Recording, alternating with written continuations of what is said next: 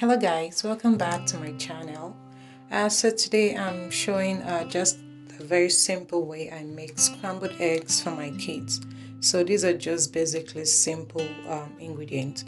So here I'm using eggs and some milk.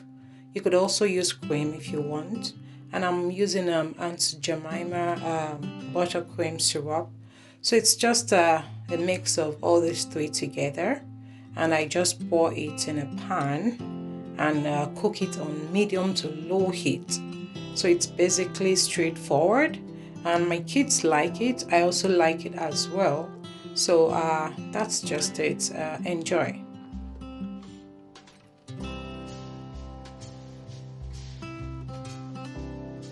So it's just mixing the eggs.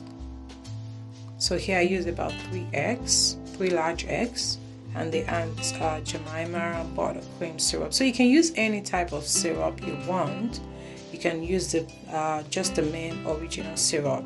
So this was just the one I had at home. So I just whisk it together, and I just added some milk as well. So I whisk, and I already have a pan preheated already, just so that I can fast track the cooking. So my stove is already on low to medium heat here. So I just keep mixing it a couple of times just so it doesn't stick to the pan.